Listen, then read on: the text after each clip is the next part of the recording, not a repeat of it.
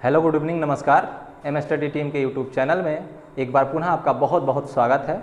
और आज हम एक उसी संधि का जो पिछली वीडियो में आपको संधि पढ़ा रहे थे, एक यानी कि संधि के जो तीन भेद हैं, स्वर संधि, व्यंजन संधि और विसर्ग संधि में से स्वर संधि का जो पार्ट है वो लगभग क्या पूरा समाप्त हो गया है। तो वीडियो आपको मिल गया है, आप देख भी रहे होंगे।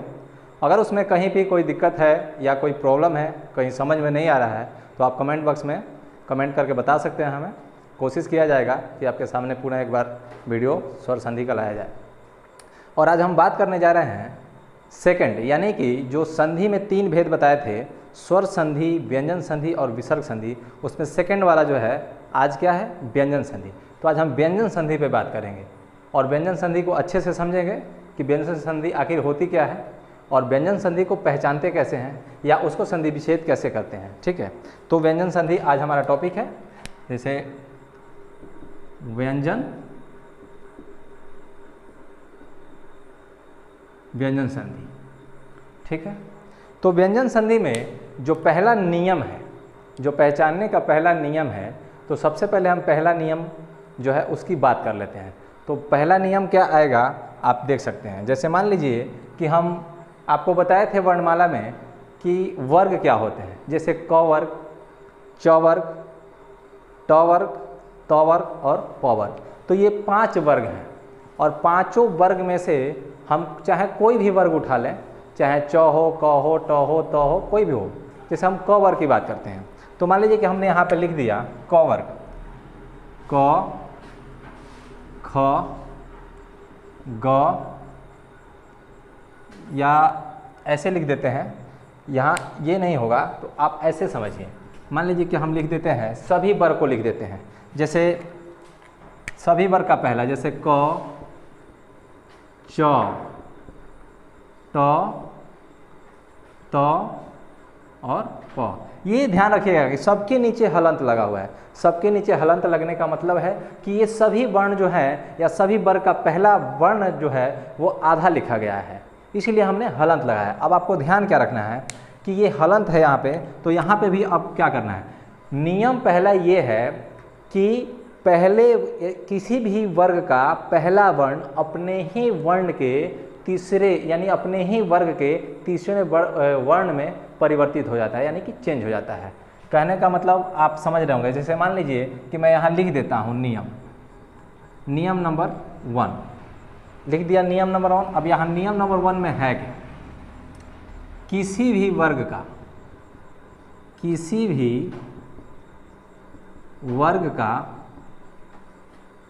पहला वर्ण अपने ही वर्ग के तीसरे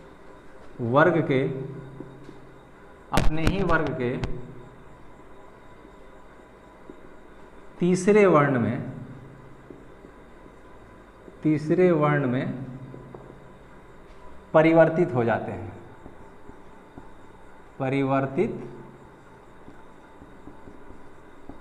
जाते हैं। नियम नंबर पहला, यानी कि किसी भी वर्ग का पहला वर्ण अपने ही वर्ग के तीसरे वर्ण में परिवर्तित हो जाता है। कहने का मतलब ये है कि अब आप यहाँ पे देख सकते हैं, जैसे मैंने यहाँ पे लिखा है हर वर्ग का पहला वर्ण लिख दिया। जैसे क, चट, तप, आप ऐसे भी लिख सकते हैं, कचट तप पढ़ सकते हैं इसको, कचट तप। उसके बाद यहाँ हम कचट तप, 3 को एक साथ लीजिए, 2 को एक साथ लिखिए, आपको बोलने में आसानी होगा, आपको समझने में आसानी होगा। जैसे कचट तप और कचट तप का, अब मैंने बोला कि किसी भी वर्ग का पहला वर्ण अपने ही वर्ग के तीसरे वर्ण में परिवर्तित हो जाता है। तो आप देख सकते हैं कि परिवर्तन कहाँ हुआ है। आप देखिए क का परिवर्तन कहाँ हुआ है, ग में हुआ है, यानी कि क का ग तीसरा वर्ण है। क वर्ग का ग क्या है, तीसरा, उसी वर्ग का तीसरा वर्ण है। जैसे क, ख, ग तीसरा वर्ण है। उसी प्रकार आप देख सकते हैं कि च का च, छ, ज, ट का ट, ठ, ड तीसरा हो गया, ड, और त का त, थ, द हो गया, प का प, फ, ब। आप देखिए क्या हुआ है, तीसरे वर्ण में, यानी कि तीसरे वर्ण में क्या हो गया, चेंज हो गया। तीसरा वर्ण है, क्या हो गया, तीसरा वर्ण, आपको मतलब ये लिखने का मेरा ये है बस कि आपको अच्छे से समझ में आए, आपको बिल्कुल दिमाग में ये बात बैठ जानी चाहिए कि जिस भी वर्ग का, चाहे वो क हो, त हो, च हो, कोई भी वर्ग हो, उसी का अपने ही वर्ग के तीसरे वर्ण में चेंज हो जाना, इसका पहला नियम है व्यंजन संधि का।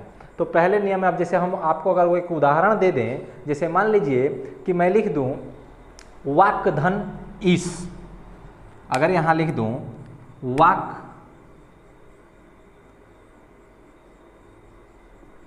धन ईश, अब देखिए यहाँ पे हुआ क्या है। मान लीजिए यहाँ पे मैंने लिखा है क, वाक में क्या है, आधा क है, यही तो मैंने बात की थी, जिसमें भी हलंत लगा होना चाहिए आधा क है। अब इस आधा क को हम बड़ी ई, यानी कि बड़ी ई की मात्रा आ रही है, उसमें अगर जोड़ेंगे तो क्या होगा। तो ये वाला क, मैंने बात किया है क का कि तीसरे वर्ण में चेंज होता है, तो ये वाला क क्या होगा, क खत्म होगा और होगा किस में, ग में चेंज हो जाएगा, यानी कि आधा ग में चेंज हो जाएगा। तो अब यहाँ पे आधा ग में अगर हम चेंज कर देंगे, जैसे ऐसे लिख देंगे वागीस, वागीस तो लिख नहीं सकते हैं, आधा ग में चेंज होगा नहीं, तो आपको पूरा लिखना पड़ेगा ऐसे, वागीस, ऐसे लिखना पड़ेगा। अब कहने का मतलब ये है कि आप सोच रहे होंगे कि सर यहाँ पे आधा ग नहीं आया, तो आधा ग तो आप भी सोच सकते हैं कि वागीस में आधा ग कैसे आएगा, क्योंकि यहाँ पे बड़ी ई ऑलरेडी आपको मैंने बोला था, पहले वीडियो आप जब देखे होंगे इसका, तो उसमें आपको ये बताया गया है कि व्यंजन जो है आधा होता है और वो स्वर की सहायता से पूरा होता है, यानी कि स्वर की सहायता से पूरा व्यंजन को बोला जाता है। जैसे क आधा होता है, उसमें अ जुड़ जाता है, स्वर जुड़ जाता है, तब वो पूरा क बोला जाता है, यानी कि क। वैसे यहाँ पे क्या हुआ है, बड़ी ई क में जुड़ गई, तो वो जो ग चेंज हो रहा है, तो ये पूरा व्यंजन है, ये आधा तो है नहीं, तो ये पूरा है, इसलिए इसको आधे को ये पूरा जोड़ के क्या हो गया, पूरा कर रहा है। तो क ग में तो चेंज होगा, लेकिन ये पूरा है, तो आधा ग में पूरा ई जुड़ रहा है, बड़ी ई, तो पूरा बड़ी यहाँ पे क्या हो जाएगा, ग के ऊपर बड़ी ई की मात्रा आ जाएगी, तो वागीस हो जाएगा, यानी कि ये सही है। क्या है, ये आपका सही इसका संधि है, वागीस। अब देखिए यहाँ पे ग आ गया, आप यहाँ पे तो ग आ गया, मान लीजिए मैं लिख दूं दिक धन अंत, यहाँ पे देख लो दिक धन अंत। अब देखो यहाँ भी सेम यही होगा, आप कैसे, जैसे मान लीजिए क और अ जुड़ के पूरा क हो जाएगा, तो वैसे ही मैं बात कर रहा हूँ कि तीसरे वर्ण में चेंज हो रहा है, तो क ग में तो चेंज होगा, लेकिन यहाँ पे भी आधा नहीं आएगा, क्योंकि ये पूरा अ है, तो यहाँ पे क्या होगा, दिक अंबर, दिगंबर हो जाएगा। क्या होगा, दिक धन दिगंत हो जाएगा, दिगंत ऐसे होगा जाएगा, ग के ऊपर क्या आ जाएगा, मतलब वो दिगंत, ये वाला बिंदी यहाँ आएगा, यानी कि अनुस्वार यहाँ आएगा, और ये पूरा क आधा क जो है और अ पूरा क हो जाएगा। तो अगर पूरा क होगा तो पूरा ग में ना चेंज होगा जी। आपको समझना यहाँ ये है कि अगर आधा ग आएगा तो आधा ग रहेगा, अगर पूरा जुड़ रहा है, इधर आधा ही है लेकिन उधर से पूरा जुड़ेगा तो पूरा ग में चेंज हो जाएगा। तो जैसे कहने का मतलब ये है कि ये दिगंत। अब आप एक और उदाहरण देख लीजिए कि दिक धन अंबर। अब यहाँ देखिए, यहाँ पे भी क्या हो गया, पूरा हो जाएगा, जैसे दिगंबर, दिगंबर, ये पूरा हो गया। तो अगर मान लीजिए कि अब हम बोल दें दिक धन दर्शन, तो अब यहाँ देख लीजिए, अब आपको आधा वाली बात समझ में आएगी। दिक धन दर्शन, देखिए अब ये पूरा द यहाँ पे है, तो अब यहाँ पे कोई स्वर डायरेक्ट तो नहीं आया है, डायरेक्ट तो स्वर आया नहीं है, तो यहाँ पे कोई वर्ण आ गया, यानी कि मान लीजिए कि द आ गया। द क्या है, व्यंजन है, द आ गया, लेकिन इसमें व्यंजन तो है लेकिन फिर भी इसमें स्वर है, आधा द है, उसमें स्वर मिलके पूरा द बना है, तो यहाँ पे द आ गया। तो अब बात करेंगे, जैसे यहाँ पे मान लीजिए कि और डायरेक्ट स्वर आया था, यहाँ पे डायरेक्ट स्वर आया था, तो जुड़ के ये पूरा हो गया, क पूरे ग में चेंज हो गया। लेकिन अब यहाँ क्या होगा, अब दिग्दर्शन ऐसे होगा, आधा गौ दिग्दर्शन। अब देखिए क्योंकि यहाँ पे द ऑलरेडी पूरा है और ये आधा क आधा गौ में चेंज, जैसे यहाँ पे आधा गौ में चेंज हुआ है तो आधा कैसे, तो आधा गौ ऐसे भी तो लिखते हैं, तो दिग्दर्शन हो जाएगा। यहाँ तक क्लियर है कि क जो है गौ में चेंज हो रहा है, अगर च भी आ जाएगा तो च ज में चेंज हो जाएगा, ट ड में चेंज हो जाएगा, त द में चेंज हो जाएगा और प ब में चेंज हो जाएगा। ऐसा कई सारे उदाहरण आपको किताब में अब जब आप देखिएगा, जैसे यहाँ पे मान लीजिए कि ये बहुत जैसे 2 घंटे 3 घंटे का तो वीडियो हो नहीं सकता है, आप खुद भी देखते देखते बोर हो सकते हैं। इससे अच्छा है कि छोटे छोटे पार्ट में मैं समझा रहा हूँ, तो आपको थोड़ा किताब का भी सहारा लेना पड़ेगा। किताब में से आप ज़्यादा से ज़्यादा उदाहरण MCQ क्वेश्चन आप ज़्यादा से ज़्यादा करिएगा, उतना ही आपको ज़्यादा समझ में आएगा। जैसे मान लीजिए कि एक बार ये तो मैंने समझा दिया, आप वैसे भी कर सकते हैं। आप किताबों से देखिएगा, आपको खुद समझ में आएगा कि तीसरे वर्ण में चेंज होना है, यानी कि हर वर्ग का पहला वर्ण अपने ही वर्ग के तीसरे वर्ण में चेंज हो जाएगा। तो ये पहला नियम था, ठीक है।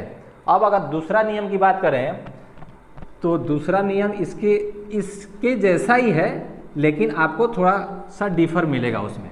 जैसे मान लीजिए कि मैंने दूसरा नियम यहाँ लिख दिया, दूसरा नियम ये है, समझिए नियम नंबर 2। नियम नंबर 2 में ये कहा गया है कि अपने ही वर्ग का, यानी कि कोई भी वर्ग का पहला वर्ण होगा, कोई भी वर्ग का पहला वर्ण अपने ही वर्ण का पंचमाक्षर में चेंज हो जाता है। पंचमाक्षर मैंने वर्णमाला बताया होगा, अपने ही वर्ग का 5 वर्ण, यानी कि अंग, इय, अण, न, म, तो अपने ही वर्ग के 5वें वर्ग में चेंज हो रहा है। अब देखिए पहला 3 का था, दूसरा 5 का हो गया, तो ट्रिक समझिए कि इसको ये भी बोल सकते हैं 3-5 करना, कई बच्चे ये भी 3-5 करना, कई लोग टीचर ऐसे भी बता देते हैं 3-5 करना, यानी व्यंजन संधि में 3-5। तो यही तो 3-5 है। पहला मैंने 3 का बता दिया, अब 5वें का देख लीजिए। तो 5वां का कैसे, मान लीजिए कि मैंने वही चीज लिख दिया यहाँ, क, च, ट, त और प, कचट तप लिख दिया।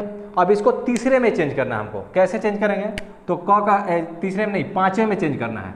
तो 5वें में कैसे करना है, जैसे क का मान लीजिए अंग हो गया, अंग हो गया, च का क्या हो जाएगा, इया हो जाएगा, ट का क्या हो जाएगा, अण हो जाएगा, त का क्या हो जाएगा, न हो जाएगा, और प का क्या हो जाएगा, म हो जाएगा। तो यहाँ पे देखना यह है कि ये 5वें वर्ण में चेंज हो रहा है, किसमें, 5वें वर्ण में चेंज हो रहा है, 5वें। आपको देखना यही है, समझना यही है कि पहला मैंने बोला किसी भी वर्ग का पहला वर्ण अपने ही वर्ग के तीसरे वर्ण में परिवर्तित हो जाएगा, व्यंजन संधि। दूसरा नियम यह है कि अब पहला अपने ही वर्ग का पहला वर्ण, मतलब पहला वर्ण किसी भी वर्ग का पहला वर्ण अपने ही वर्ग के 5वें वर्ण में चेंज हो जाएगा। तो ये 5 वाला नियम है। जैसे 5वें यहाँ लिख देते हैं, 5वें वर्ण में, 5वें वर्ण में परिवर्तित हो जाता है, परिवर्तित हो जाता है। क्लियर।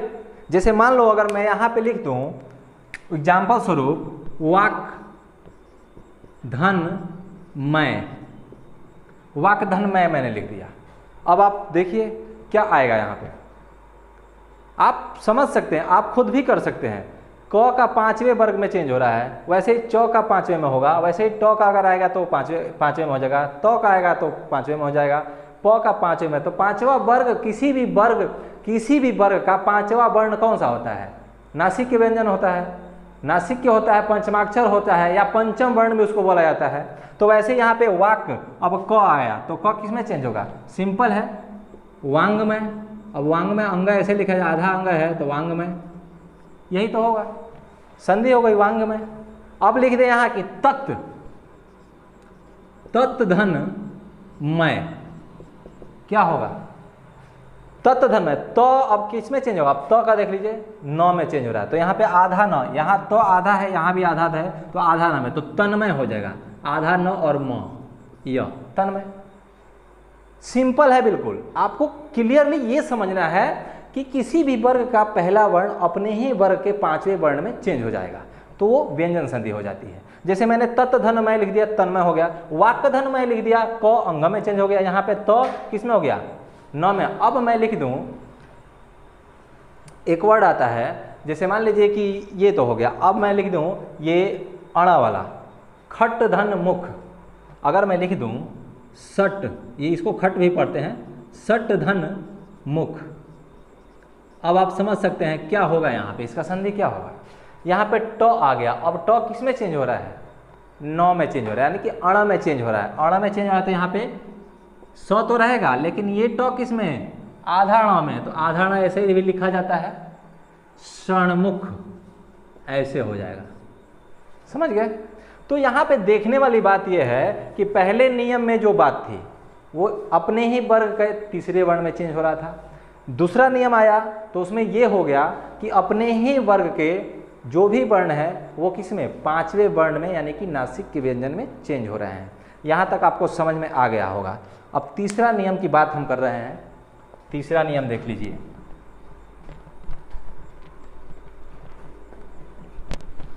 ये देखिए व्यंजन संधि भी बिल्कुल आसान है। अगर आप थोड़ा सा दिमाग लगाइएगा, देखिए हर चीज आपको आसानी से नहीं मिलती है, ये बात आपको समझ में आनी चाहिए कि हर चीज आसानी से नहीं मिलती है।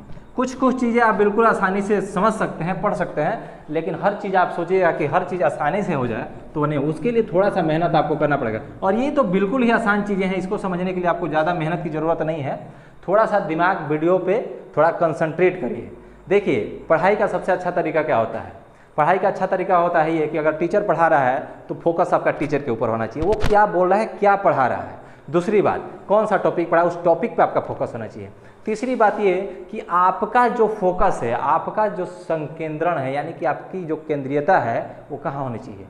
आपका जो दिमाग है केंद्रित होना चाहिए किस पे, उस टॉपिक पे, उस बोर्ड पे। किताब पढ़ें तो किस किताब पे आपका पूरा फोकस होना चाहिए, तब आपको चीज़ें समझ में आती हैं। आप अदरवाइज आप पढ़ाई कर रहे हैं, आपका ध्यान कहीं और है, तो कुछ समझ में नहीं आ रहा है। समझ में कब आएगा, जब आपका दिमाग उसी चीज़ पे हमेशा केंद्रित है। जब तक 1 घंटे पढ़िए, 1 घंटा आपका दिमाग कहाँ होना चाहिए, किताब पे होना चाहिए। तो ये समझने के, ये बिल्कुल ईजी चीज़ें हैं, इसको समझने के लिए बहुत ज़्यादा मतलब मेहनत की ज़रूरत नहीं है, आप समझ सकते हैं। तो तीसरा नियम की बात कर लेते हैं, नियम नंबर 3। नियम नंबर 3 में ये कहा गया है कि मान लीजिए कोई भी दीर्घ स्वर, नियम नंबर 3 क्या है, 6 संबंधी नियम है। मान लीजिए कि मैंने बोल दिया यहाँ पे 6 संबंधी नियम, 6 संबंधी नियम। अब 6 संबंधी नियम में क्या है, 6 संबंधी नियम में समझ लीजिए। जैसे कोई भी दीर्घ स्वर, ह्रस्व स्वर, ह्रस्व स्वर या दीर्घ स्वर प्लस 6, पूरा 6 भी लिख सकते हैं, प्लस 6 संबंधी नियम। ह्रस्व या दीर्घ प्लस 6, मैंने क्या क्या लिख दिया। अब आप सोच रहे हो कि सर ये क्या लिख दिया, ह्रस्व स्वर, दीर्घ स्वर और प्लस 6 क्या है। तो आप समझ लिए ह्रस्व स्वर में क्या, पहले भी वर्णमाला में बताया मैंने, ह्रस्व स्वर क्या होता है, यानी कि मूल स्वर कौन कौन से होते हैं। अब देख लीजिए, अ, ई, ऊ नहीं, छोटा ऊ और री, यही तो मूल स्वर है। तो ये ह्रस्व स्वर है, कौन सा, ये ह्रस्व स्वर में आते हैं, ये वाला हिस्सा, ठीक है। अब आप दीर्घ स्वर की अगर बात करेंगे तो दीर्घ स्वर में कौन सा हिस्सा आएगा, ये देख लीजिए। अब इन चारों को छोड़ करके जो बचते हैं, आ, बड़ी ई, बड़ा ऊ जिसको बोलते हैं, उसके बाद ए, आई, ओ और औ। 1 2 3 4 5 6 7 है। तो 7 मैंने वर्णमाला में मैंने बताया था कि दीर्घ कितने होते हैं, दीर्घ स्वर 7 होते हैं और ह्रस्व यानी कि मूल स्वर 4 होते हैं। तो यहाँ पे ये समझ लिया आप, यहाँ तो आपको क्लियर हो गया होगा कि ये तो मैंने जो लिखा है ये चीज़ें ये है। मतलब समझने का तरीका ये है कि मैंने जो भी ह्रस्व या दीर्घ लिखा है, कहने का मतलब कि ये सब होना चाहिए। 6 प्लस करने का मतलब है कि 6 से पहले, यानी कि 6 से पहले आपको कहीं भी दिखता है, 6 से पहले कोई अगर मूल स्वर या दीर्घ स्वर आए तो 6 के साथ क्या जुड़ जाता है, 6 के साथ वही मूल स्वर या दीर्घ स्वर तो रहेगा ही, लेकिन 6 के साथ आधा च जुड़ जाता है। क्या जुड़ जाता है, अगर ये कुछ भी आएगा तो यहाँ पे प्लस आप दे करके आधा च ऐसे लिखते हैं, आधा च जुड़ जाता है। अब समझिए कैसे, जैसे मान लीजिए मैंने यहाँ लिख दिया परिच्छेद, परिधन छेद। अब इसका आप संधि विच्छेद करिए, मतलब यानी कि इसका संधि करिए, तो क्या कैसे होगा। मैंने बोला कि कोई भी ह्रस्व या दीर्घ स्वर यानी कि मूल स्वर या दीर्घ स्वर में से कोई भी आए, तो यहाँ पे आप देख सकते हैं भले ही ये व्यंजन है, भले ही ये व्यंजन है, लेकिन ये इसमें है क्या, कौन सी मतलब कौन सा स्वर इसमें लगा है। तो आप देख सकते हैं छोटी ई की मात्रा इसमें है, यानी कि री है, तो री छोटी ई की मात्रा लगी है, तो ये ह्रस्व स्वर हुआ यानी कि मूल स्वर हुआ। तो ये मूल स्वर तो रहेगा ही रहेगा, लेकिन ये जो छ है इसके साथ आधा च लग जाएगा, यानी कि मैंने बोला है कि जोड़ दिया जाएगा आधा च। तो यहाँ पे क्या हो जाएगा परिच्छेद, परिच्छेद। आपको कहीं भी ऐसे दिख जाए, इधर कोई भी दीर्घ स्वर या ह्रस्व या मूल स्वर हो और इधर में छ है, मतलब उसका अगला वर्ण छ अगर आ जाए तो आपको कुछ नहीं करना है, इधर सेम का सेम रहेगा, वैसा का वैसा रहेगा, और सिर्फ इसमें आधा च जोड़ देना है आपको। जैसे मान लीजिए मैंने यहाँ पे लिख दिया छत्र धन छाया, आप खुद कर सकते हैं इसको। त्र में अ लगा हुआ है, तो अ क्या है, अ क्या है, मूल स्वर है, यानी कि ह्रस्व स्वर है, और उस ह्रस्व स्वर अगर है तो छ में आधा च तो जुड़ जाएगा ना जी नियम के अनुसार। तो यहाँ पे आप क्या कीजिएगा छत्र छाया, ऐसे छत्र छाया, बिल्कुल क्लियर।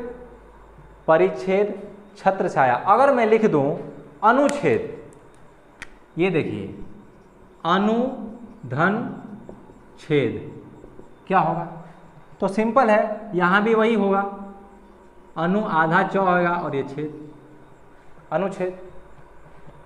बिल्कुल सिंपल है। आप बस इतना ध्यान रखिए कि छ संबंधी आपको कहीं भी दिख रहा है संधि, अगर छ आपको विच्छेद दे देगा, आपको पूछेगा संधि करने को, आपको नहीं भी विच्छेद दिया है, आपको सीधा संधि दे दिया है। अगर ऐसे वर्ड आते हैं परिच्छेद छत्र छाया अनुच्छेद, जहां भी आधा च छ के साथ अगर लगा होगा मध्यांतर में, शब्द के मध्यांतर में कहीं भी आधा च छ के साथ अगर मिल जाए तो आप समझ लीजिएगा कि वो व्यंजन संधि है। बिल्कुल आसान ट्रिक है। जैसे मैंने उसमें स्वर संधि जब वृद्धि ये सब बता रहा था, तो उसमें भी कुछ ऐसे ट्रिक मैंने बताए थे कि मध्यांतर में कौन सी मात्रा अगर है तो कौन सा संधि होगा। तो वैसे ही आप देख सकते हैं इसमें भी। अब इसमें आप तीनों में देखिए, यहाँ क्या हुआ छ, यहाँ भी छ के साथ च, यहाँ भी छ के साथ च, आधा च लगा है। तो ये छ संबंधी नियम है। आपको क्लियर डाउट क्लियर हो गया होगा समझ में। अगर नहीं भी क्लियर होता तो थोड़ा आप बुक से भी देखा कीजिए, बुक में आप कई सारे उदाहरण देख सकते हैं, आपको बिल्कुल समझ में आएगा कि हाँ सर ने जो नियम बताया एक्यूरेट एकदम वही नियम इसमें बैठ रहा है, वही नियम लगा हुआ है। आपको बिल्कुल क्लियर, आपका डाउट एकदम क्लियर हो जाएगा। फिर भी आपको अगर ऐसा लग रहा है तो आप एक बार और सुन लीजिए कि छ संबंधी कहीं भी संधि आपको दिखती है तो उसमें अगर विच्छेद आपके पेपर में पूछता है, विच्छेद करके जैसे ऐसे दे देगा और ऑप्शन में आपको परिच्छेद कई तरीके से 4 तरीके से लिख सकता है, या एक लास्ट में इनमें से कोई नहीं भी दे सकता है। तो आपको घबराने की बात नहीं है, आपको सिर्फ ये देखना है कि ये वाली जो मात्रा इधर है वो सेम ऐसे रहनी चाहिए, ये बड़ी नहीं होनी चाहिए, ये इधर का सेम रहेगा। सिर्फ इसमें छ जो है उसके साथ एक्स्ट्रा क्या आ जाएगा, च लग जाएगा। लेकिन कब लगेगा ये आधा च, कब लगेगा, जब इधर में आपका मूल स्वर या दीर्घ स्वर दिखाई पड़ना चाहिए। यानी कि भले ही व्यंजन हो लेकिन उसमें स्वर कौन सी लगी है, बड़ी कि छोटी, यानी कि दीर्घ स्वर या मूल स्वर। ये आपके पहचानने का नियम है। अब हम बात कर लेते हैं त संबंधी नियम की, और बड़ा इंटरेस्टिंग है। त संबंधी आप नियम जब देखिएगा बहुत इंटरेस्टिंग है। देखिए मैं आपको बता रहा हूँ, त संबंधी नियम जो है वो इससे भी बहुत इजी है, आपको बस समझना है।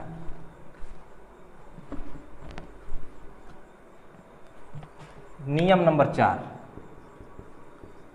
नियम नंबर 4 क्या कह रहा है, त संबंधी नियम, यानी कि त संबंधी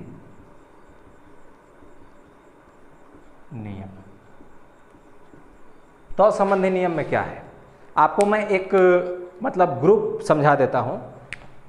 ये ग्रुप आपको समझाना बहुत ज़रूरी है, क्योंकि ऐसे आप बिल्कुल सही तरीके से समझ जाइएगा। जैसे मान लीजिए कि मैंने ये लिख दिया, ये एरो है, अब आप देखिए क्या है, यहाँ मैंने लिख दिया च और छ, ठीक। उसके बाद मैं यहाँ पे लिख देता हूँ च छ ज झ, च छ ज झ। उसके बाद ट ठ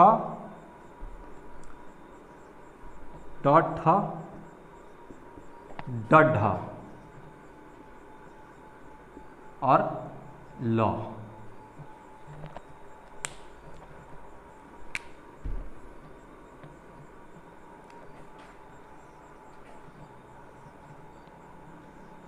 अब देखिए यहाँ पे तो संबंधी नियम में है क्या, कह रहा है कि जहाँ भी आपको त दिख जाए, मतलब संधि विच्छेद में अगर पहले त दिख जाए तो उस त में क्या होता है, त बदलता किस में है। अगर त पहले त दिख जाए बाद में कुछ भी हो, होता क्या है, जैसे मान लीजिए कि त दिख जाए, पहले त है, संधि विच्छेद में अगर त पहले है और बाद में जैसे अगला वर्ण उसका या तो च है या छ है, अगर या तो च या तो छ, अगर च छ में से कुछ भी है तो आपका इसमें से श्रेष्ठ कौन सा है, तो श्रेष्ठ च है, तो च ही आता है। अगर छ भी आ जाएगा ना तो च ही उसमें वहाँ पे संधि विच्छेद में जब होगा तो च आएगा। अगर मान लीजिए कि किसी भी छेद में पहले आपको क्या है, पहले अगर मान लीजिए कि ज कोई भी है, मतलब अगला वर्ण अगर ज या झ में से कुछ भी आता है तो श्रेष्ठ ज होगा, यानी कि झ भी रहेगा तो जुड़ते वक्त जब मिलाप होगा उसका तो झ हट जाएगा, ये आधा ज ही लगेगा। अगर ठ में से अगर ठ है बाद मतलब अगला वर्ण अगर ठ है तो भी उसमें ट ही मान्यता, मतलब मान्यता किसको मिलेगी, ट को मिलेगी, नहीं ट ही श्रेष्ठ हो। इसमें कहने का तात्पर्य यह है कि इन चारों में से कहीं भी अगला वर्ण दोनों में से कोई भी एक आता है तो कहना अगर ड आ गया तो ठीक है, ड ही रहेगा, लेकिन अगर ढ भी आ जाता है तो भी ड ही रहेगा। समझ गए होंगे मैं क्या कह रहा हूँ। कहने का तात्पर्य यह है कि अगर इन दोनों साथ हैं, यहाँ पे कहने का मैंने इसलिए दोनों साथ में लिखा है कि अगर च या छ में से कुछ भी आ जाए अगला वर्ण संधि विच्छेद में, पहले कुछ भी हो लेकिन अगला वर्ण जब प्लस के बाद अगर कुछ भी इसमें से च या छ आ जाए तो छ की जगह छ नहीं आएगा, छ हट जाएगा, च ही लगेगा, क्योंकि श्रेष्ठ च है।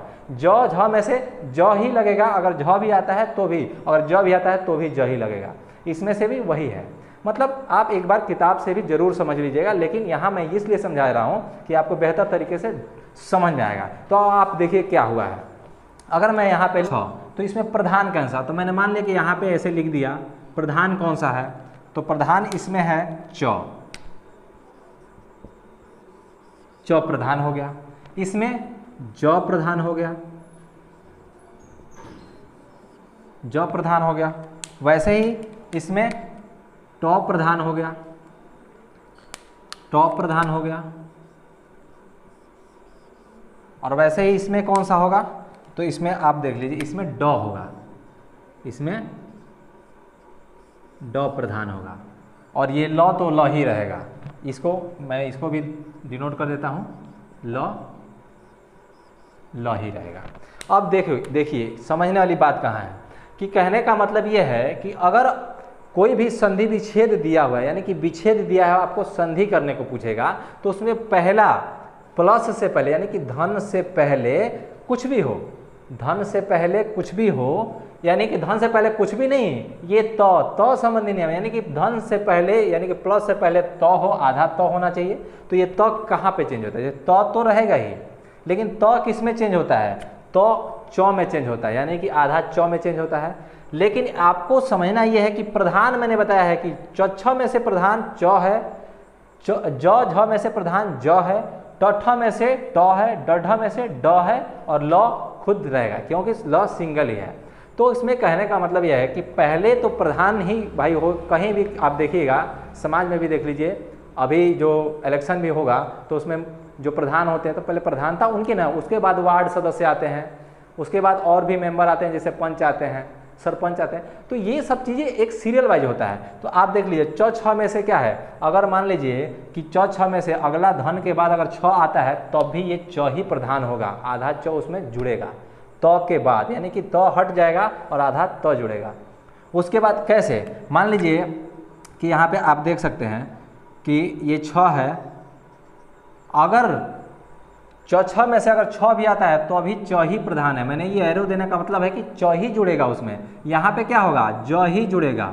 यहाँ पे क्या होगा, ट ही जुड़ेगा। यहाँ पे क्या होगा, ड, अगर ढ तो आएगा, ढ रहेगा, लेकिन ये आधा ड उसमें जुड़ेगा, और ल तो ल है तो ल रहेगा ही रहेगा। जैसे ल का उदाहरण पहले आप समझ लीजिए कि मैंने यहाँ पे लिख दिया उत धन लास। आप देखिए ल आधा है, ये कहीं नहीं ल जाएगा, ये तो ल आपको रहेगा, लेकिन ये वाला ल भी आएगा, जैसे उल्लास हो जाएगा। क्या हो जाएगा, आधा ल पूरा ल और ये ल, उल्लास हो जाएगा। उत धन लास, उल्लास। अगर मैं मान लो एक इसका उदाहरण अगर दे दूंगा तो बृहत धन टीका। आप समझिए, इसका उदाहरण समझिए, बृहत धन टीका, बृहत धन टीका। अब आप देखिए तो जो है ये तो संबंधी नियम है, तो तो में क्या होगा, तो चेंज होगा किस में, ये तो पूरा तो रहेगा। मैंने पहले बताया कि ट में से कुछ भी आए तो ट ही प्रधान है, ट ये पूरा रहेगा, लेकिन ये आधा वाला ट उसमें जाके तो की जगह आधा ट जुड़ जाएगा, तो ये क्या होगा, बृहटिका होगा। क्या होगा, बृहटिका। ऐसे बृहटिका, देखिए आधा ट इस पूरा ट में आके तो की जगह आधा ट जुट गया। तो संबंधी नियम में यही चेंज होता है कि दोनों में से प्रधान कौन है, ये है, यही जुटेगा, चाहे उधर कुछ भी रहे, जुड़ना इसी को है, इसको नहीं जुड़ना है। जैसे मान लीजिए ड संबंधी में तो एक है उत धन डयन, उत धन डयन,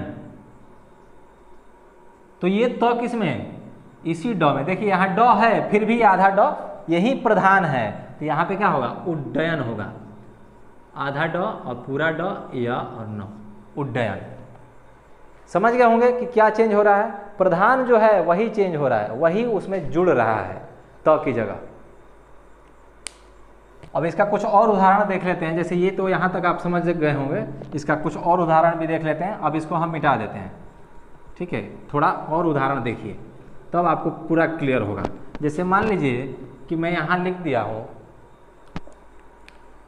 उत धन चारण, उत धन चारण। अब यहाँ पे क्या हो रहा है, देखिए यहाँ पे च ऑलरेडी है। मैंने बोला क्या है कि च 6 में से कुछ भी आना चाहिए प्लस के बाद, यानी कि धन के बाद, तो यहाँ पे 6 ना आके च आया है, फिर भी इसमें च ही प्रधान है। मैंने क्या बोला, च ही प्रधान है, तो किस में चेंज हो रहा है, आधा च में चेंज होगा, तो ये क्या हो जाएगा, ये क्या हो जाएगा, उच्चारण हो जाएगा। ये देखिए आधा च आएगा, पूरा च ये है, और ये ऋण, उच्चारण। तो पूरा च और आधा च, ये तो की जगह आधा च जुड़ गया, यानी कि प्रधान है ये, इसीलिए जुड़ गया, तो उच्चारण हो गया। अब एक मान लीजिए कि मैंने यहाँ पे लिखा जगत धन छाया, जगत धन छाया। अब 6 आ गया, अब 6 आ गया, फिर भी प्रधान कौन है, च है, तो यहाँ पे च ही जुड़ेगा। देखिए जगत छाया होगा, ऐसे जगत छाया ऐसे होगा। देखिए च आधा तो की जगह तो च आधा जुड़ गया है, यानी कि प्रधान ये है, इसलिए 6 के साथ च जुड़ा है, जगत छाया हो गया। तो आपको क्लियरली समझ में आ गया होगा कि तो संबंधी नियम में चेंजिंग कहाँ पे हो रहा है। जैसे एक मैं यहाँ पे लिख दूँ, लौ संबंधी अगर समझना चाहते हैं तो तत् धन लीन, क्या होगा, देखिए आधा ल जुड़ जाएगा तो तल्लीन हो जाएगा, तल्लीन, तल्लीन हो जाएगा। आधा ल जुड़ गया, ये आधा ल इसमें जुड़ गया, क्योंकि ल का तो कोई पार्ट और है नहीं, सिर्फ ल मैंने बताया है, तो ल की जगह आधा ल आ जाएगा, यहाँ पे तो की जगह आधा ल, तल्लीन हो गया। तो ये देखिए यहाँ तक व्यंजन संधि में 4 नियम अभी तक आपने देखे हैं इस वीडियो में। इसके आगे भी इसमें 3-4 नियम और हैं जो आपको नेक्स्ट वीडियो में दिया जाएगा, क्योंकि वीडियो ज़्यादा लंबा हो जाएगा और आप भी ज़्यादा वीडियो लंबा देख नहीं सकते हैं, इसलिए मैं इसको 2 पार्ट में कर रहा हूं। और इस व्यंजन संधि का नेक्स्ट पार्ट आपको नेक्स्ट डे मिलेगा। तब तक के लिए धन्यवाद और गुड नाइट।